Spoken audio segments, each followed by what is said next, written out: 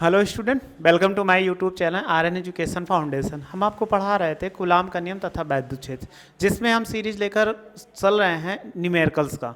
तो कुछ numerical solve करवा दिए थे, 2-4 न्यूमेरिकल और बचे हैं एनसीईआरटी के, क्योंकि हम एनसीईआरटी के न्यूमेरिकल केवल ले रहे हैं। अदर न्यूमेरिकल कहीं भी ले रहे हैं जो आपको इंपॉर्टेंट है, बेसिक से जो इसमें नहीं मिल रहा है वो न्यूमेरिकल्स ले रहे हैं, यानी एनसीईआरटी बुक में नहीं है। जो कॉन्सेप्ट आपको समझ में आए, तो 3-4 क्वेश्चन और बाकी है, उसको हम सॉल्व कर लेते हैं।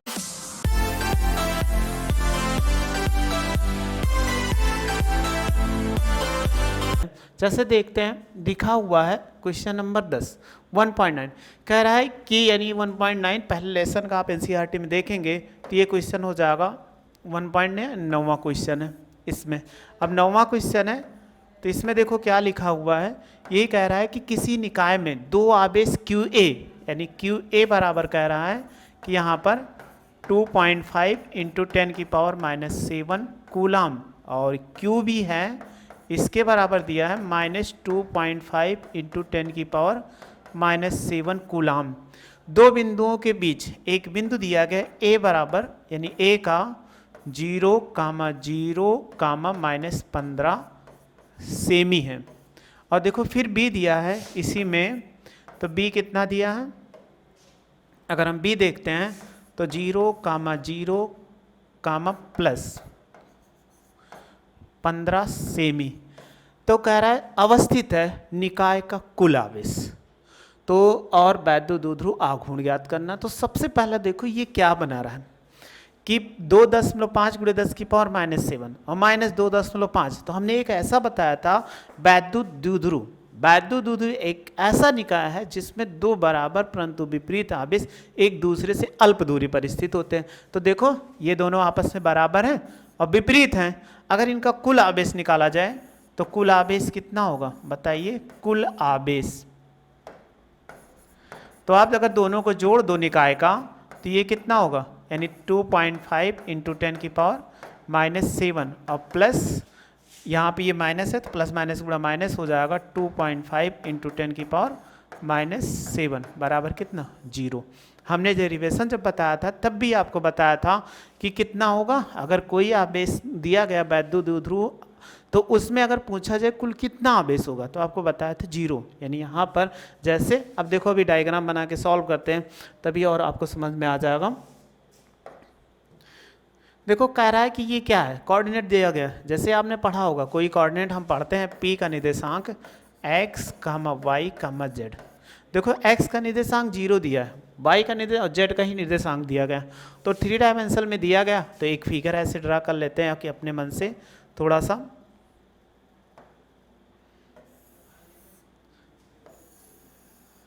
ये ऐसे पढ़े होंगे या ऐसे, एक सेकंड में ये हो जाए और ये हो गया यहाँ पर, इसको समझ लीजिए ये z एक्सिस हो जाए और ये x एक्सिस और ये क्या हो जाए y एक्सिस। अब कह रहा है कोई बिंदु हो तो यहाँ पर अगर मैं नीचे की ओर खींच देता है ऐसे तो ये क्या हो जाएगा, इस स्थिति पे ये z डैश हो जाएगा, ये z डैश हो गया। तो कोई कह रहा ऊपर की ओर क्या था, देखो यहाँ पर लिखा पॉजिटिव, तो यहाँ पर कोई पॉइंट होगा, ये तो सपोज कर लें। अगर इस पे हम कोई वैद्युत ध्रुव बना लें, जैसे इसमें हम मान लेते कोई वैद्युत ध्रुव बना लेते हैं, एक वैद्युत ध्रुव,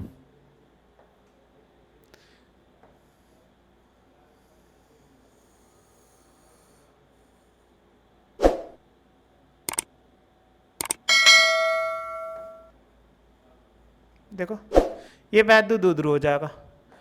यहाँ पे ये क्या है, एक वैद्युत ध्रुव है। अब वैद्युत ध्रुव होने पर लाइनें थोड़ी सी तिरछी जा रही है, उसको सीधा कर देते हैं हम, यस हो जाएगा। अब इस पे देखो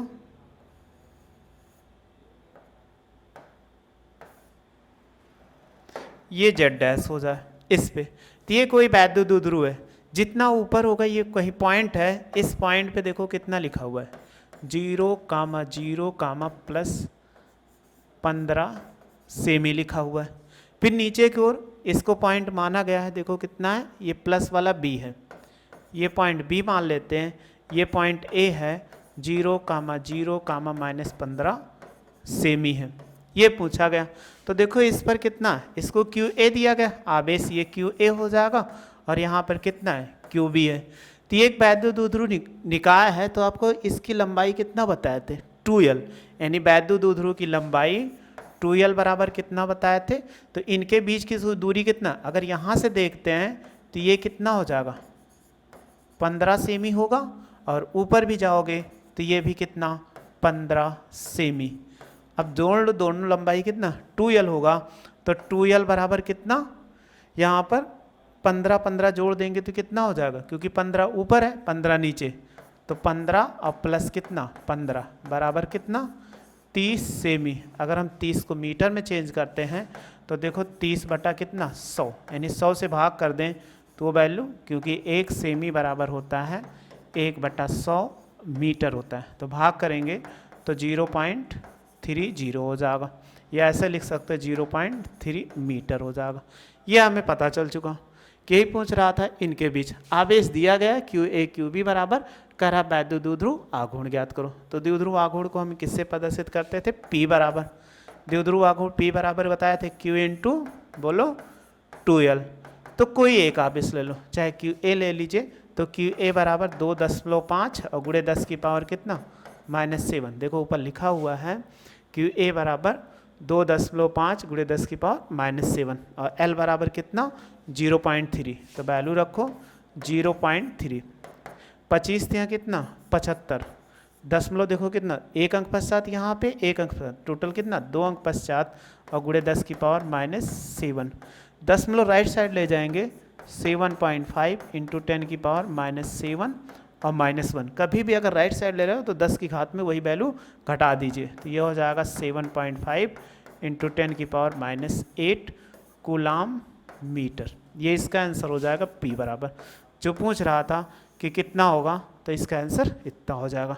आपको समझ में आ गया होगा, केवल आसान क्वेश्चन था, बस आपको समझना था कैसे। स्क्रीनशॉट ले लो आप, ये हो गया, इसके बाद ये हो जाएगा।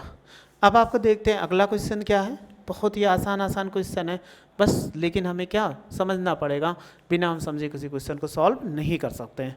अगला देखो कह रहा है कि यहाँ पर वैद्युत द्विध्रुव आघूर्ण यानी कितना दिया गया, देखो P बराबर दिया है, इसी में पूछ रहा है कि वैद्युत द्विध्रुव आघूर्ण m कूलाम मीटर, तो P बराबर कितना 4 गुणे 10 की पावर -9 कूलाम मीटर।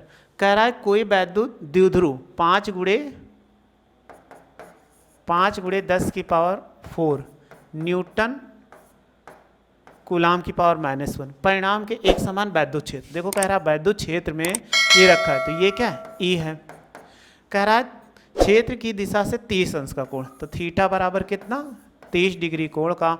तो कार्यरत बल आघूर्ण की गणना कीजिए, तो बल आघूर्ण किससे प्रदर्शित करते हैं, टाउ, तो टाउ बराबर क्वेश्चन मार्क। तो आपको सूत्र बताए होंगे, टाउ बराबर कितना होता है PE साइन थीटा। याद आया कि नहीं, आपको बताया था लास्ट लेक्चर में, आपको बताए थे कि वैद्युत द्विध्रुव आघूर्ण पर लगने वाला बल।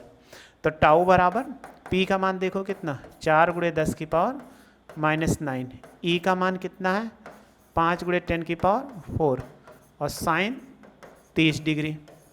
देखो आपको गिनती साथ हमेशा क्या गिनती कर लो, तो देखो 5 गुणे कितना 4, और ये हो जाएगा 10 की पावर -9 इंटू 10 की पावर 4, और साइन 30 अंश का मान बोलिए कितना होता है 1/2 होता है।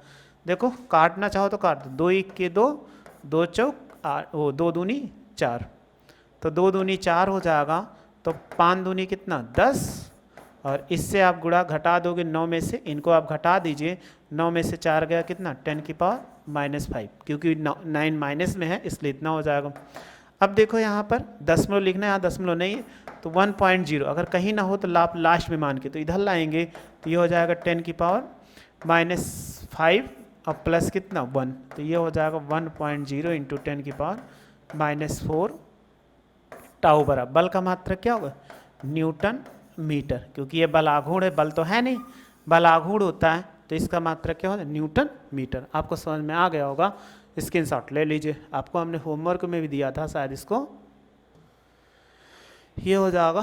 फिर अगला क्वेश्चन है यहाँ पे, लिखा ऊन से रगड़े जाने पर कोई पॉलीथीन का टुकड़ा, यानी ऊन ले लिया गया, एक पॉलीथीन यानी पन्नी ले ली गई, उसको ऐसे रगड़ा जाए, जैसे दोनों को ले लिया जाए ऊन को ऐसे आपस में रगड़ा जाए, तो कह रहा 3 × 10⁻⁷ कूलाम के ऋण आवेशित पाया गया। यानी इसमें देखा गया पॉलीथीन का टुकड़ा जो हो गया वो ऋणावेशित पाया गया।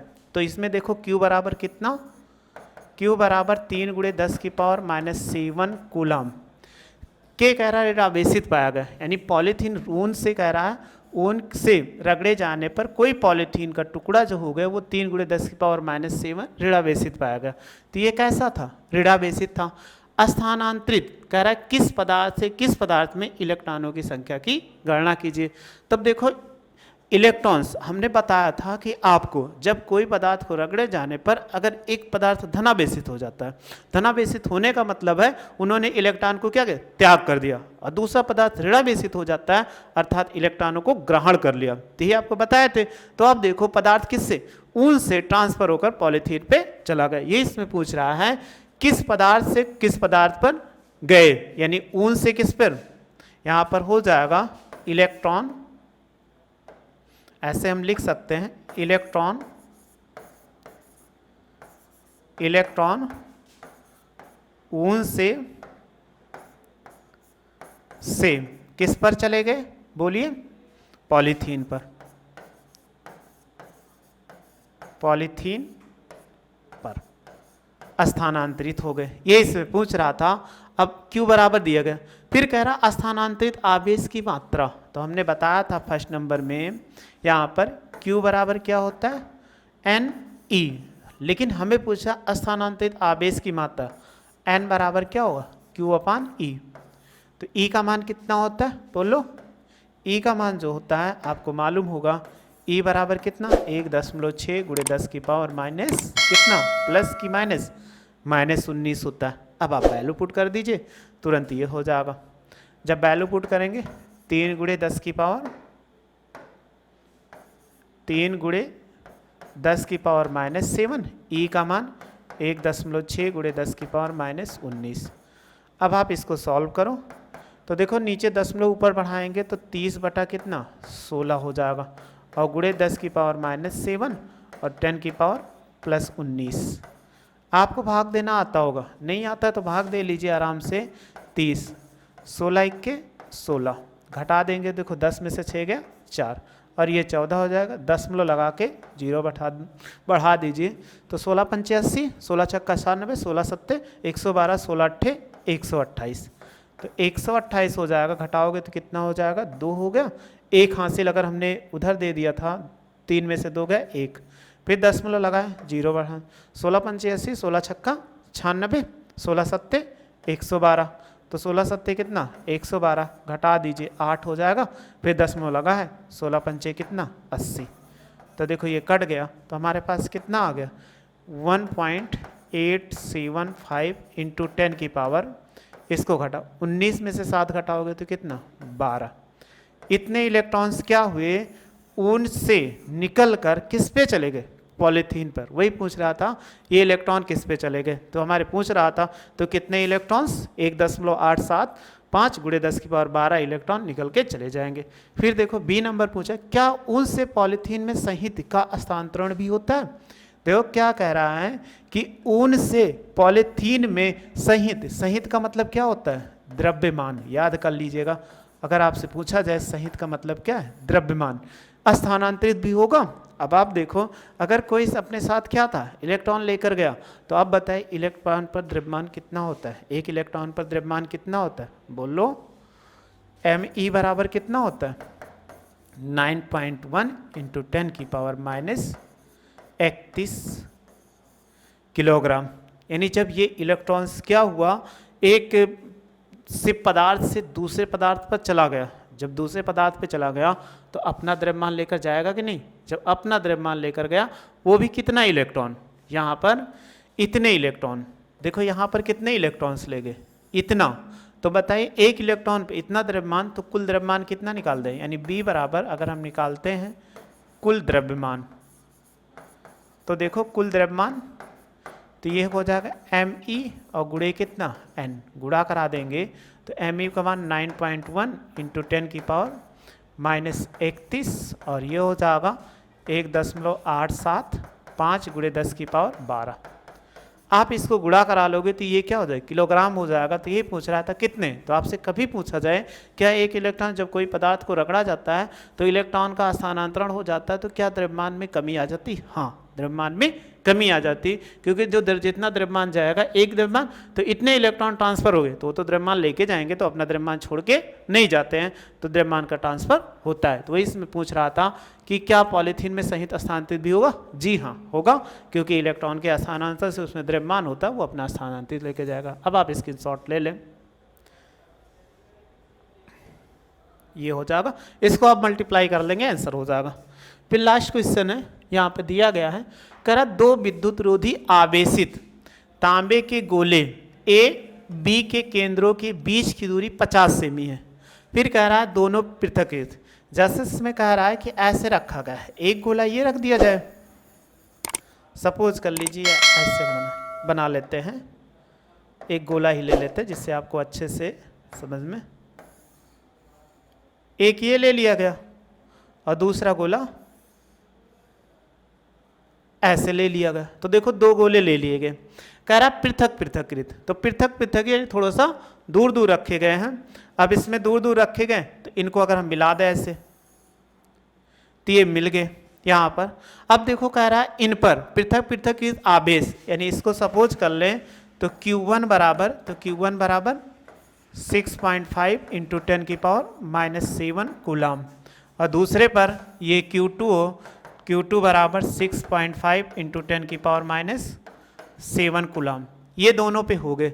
कह रहा है ये प्रतिकर्षण है, दोनों पॉजिटिव हैं, इसलिए क्या होंगे, ये भी पॉजिटिव है, Q1 और Q2 दोनों पॉजिटिव है, जिससे क्या एक दूसरे का दूर हटने पर, तो गोलों के बीच की दूरी की तुलना में गोलों की त्रिज्या नगण्य है, इनकी त्रिज्या से कोई फर्क नहीं पड़ेगा। तो कह रहा है कितना बल लगे, प्रतिकर्षण बल कितना होगा, दूरी कितनी दी गई 50 सेमी, देखो यहाँ से यहाँ तक 50 सेमी, ये हो जाएगा।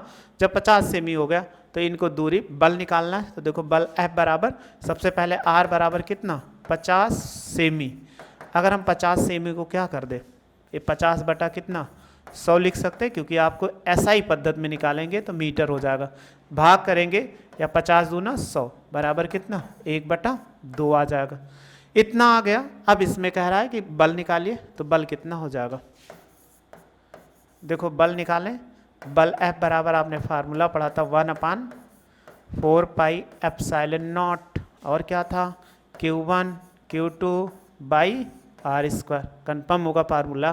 देखो सारी वैल्यू पुट कर दो, अगर हम पुट करेंगे तो ये कितना हो जाएगा 9 इंटू 10 की पावर 9, Q1 की वैल्यू बोलो, ये लिखा हुआ है 6.5 इंटू 10 की पावर -7, और Q2 की वैल्यू 6.5 इंटू 10 की पावर -7, और बोलिए R की वैल्यू कितना है 1/2 ऑफ होल स्क्वायर, क्योंकि स्क्वायर है इसलिए स्क्वायर लगा देंगे। तो हमने बताया था गिनती को एक साथ कर लीजिए और क्या करिए, जो वहाँ पर नंबर उस पर पावर 10 की उसको एक साथ करिए, तो ये हो जाएगा 9 गुणे 10 की पावर यानी 6.5 इंटू 6.5, और 10 की पावर -9 और 10 की पावर -7, और ये हो जाएगा 10 की पावर -7, और बट्टे देखो पूरे का, एक का स्क्वायर 1 तो 1/4 होगा। ये ध्यान देना हर का हर इसलिए ऊपर चला जाएगा, इसलिए गुणा नहीं करा रहे हैं। तो देखो 9 गुणे 6.5 और गुणे 6.5 और गुणे कितना 4 ऊपर चला जाएगा। अब जोड़ दो तो 9 10 की पावर 9 और 7 7 कितना माइनस माइनस जुड़ता है -14 हो जाएगा। अब आपको इसको गुणा कराना है, तो आप गुणा करा लीजिए। गुणा कराना बहुत ही आसान है, अगर 65 का गुणा 65 से यानी सबको अगर हम गुणा करा लेंगे, एक से हम कैलकुलेटर यूज़ कर लेते हैं जिससे आपको वैल्यू बहुत आज टाइम न लगे, नहीं बहुत ज़्यादा टाइम लगेगा सॉल्व करते समय। अगर आपको ना आता होगा गुणा तो आप बता दीजिएगा, उसको हम देखो 9 गुणे कितना 6.5 गुणे 6.5 गुणे 4 बराबर आ जाएगा इसको 1531 गुणे 10 की पावर कितना, 9 में से घटा 14 में से 9 घटाएंगे 10 की पावर कितना, बोलो 9 में से तो -5 हो जाएगा, इस पे जो होगा -5 होगा।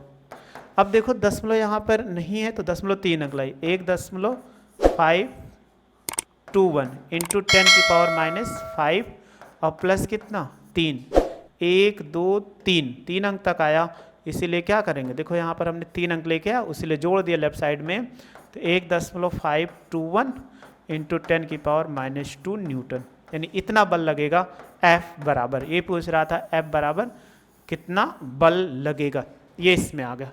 फिर देखो ये वाला आपको समझ में आ गया होगा।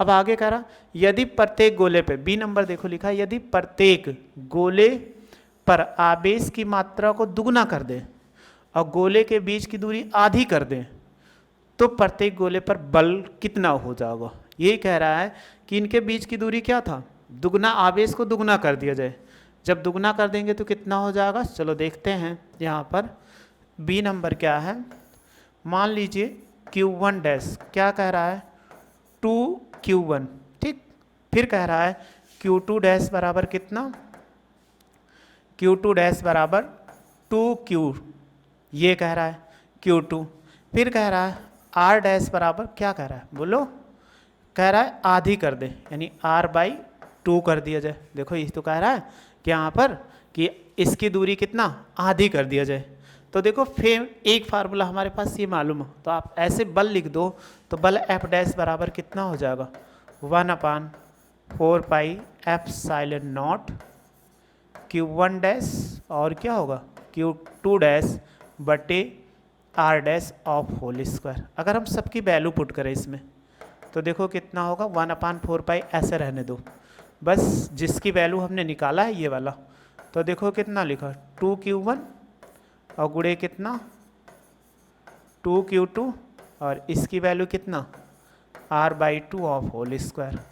इसी को आप सॉल्व करो तो 2 2 जा कितना 4 हो जाएगा, 1/4 पाई एप्सिलॉन0 4Q1 Q2 और ये हो जाएगा R²/4, ये इसको ऊपर ले जाएंगे यानी बटे का बटा है तो ये ऊपर से मल्टीप्लाई हो जाएगा, तो हम देखो 4 चौक कितना 16, 1/4 पाई एप्सिलॉन0 और क्या होगा Q1 Q2 बाई R²। देखो हमारे लिए बहुत ही आसान हो गया, अब हमें ज़्यादा कैलकुलेशन नहीं करना है। देखो हमने ये वैल्यू निकाला था, यही तो रखा था शुरुआत में, देखो ये वैल्यू क्या है सेम बराबर है, F बराबर 1/4 पाई एप्सिलॉन Q1 Q2, ये हमने निकाला था, ये हमारा क्या था F आया है, तो इसी के बराबर है कि नहीं ये, तो हम इसको F लिख सकते हैं कि नहीं, 16F। अब F की वैल्यू पुट कर दो जो यहाँ पर निकाला गया था 1.521, ये हो जाएगा 16 गुणे 1.521 और गुणे 10 की पावर कितना हो जाएगा, बोलिए -2 था। अब गुणा करा दो, 16 के 16 के 6, 16 दूना 32, 1 33, 16 पंचे 80 और 3 कितना 83 और 16 के 16, 8 कितना 24, दशमलव कितने अंक पश्चात 3 हो जाएगा और 10 की पावर माइनस यहाँ पर 2 होगा। तो हम देखो अगर इसको ले आए भाग कर दें, ऐसे लिख सकते हैं 24.336 और बाई कितना 100 हो जाएगा। जब भाग के नीचे 2 दशमलव और अंक आएगा तो 0.24336 ये इतना हो जाएगा। दशमलव को 2 स्थान तक निकालते हैं 24 न्यूटन, ये हो जाएगा F डैश। ये हमें पूछ रहा तो बल कितना हो जाएगा, यानी उसका 16 गुना हो जाएगा। यही कह रहा है जो प्रारंभ का था उसका कितना 16 गुना हो जाएगा। बस हमारे पास जो क्वेश्चन थे यानी यहाँ पर NCERT का, उसका बुक हमने सॉल्व कर लिया। कुछ हमारे पास उसी NCERT पहले लेसन में और हैं, जैसे वैद्युत फ्लक्स का, तो उसको नेक्स्ट लेक्चर में आपको लेकर आएंगे। पहले उसका कॉन्सेप्ट बताएंगे, थ्योरम बताएंगे, डेरिवेशन बताएंगे, गॉस की प्रमेय बताएंगे, तब आपको पूरा उसमें आपको सॉल्व कराएंगे। तो इसलिए इतना आप सॉल्व कर लीजिए। ये आपका क्वेश्चन था जिसमें हमने सॉल्व करा दिया। अगर आपको वीडियो अच्छी लगी हो तो लाइक करिए, सब्सक्राइब करिए और शेयर करिए। वीडियो देखने के लिए थैंक यू सो मच।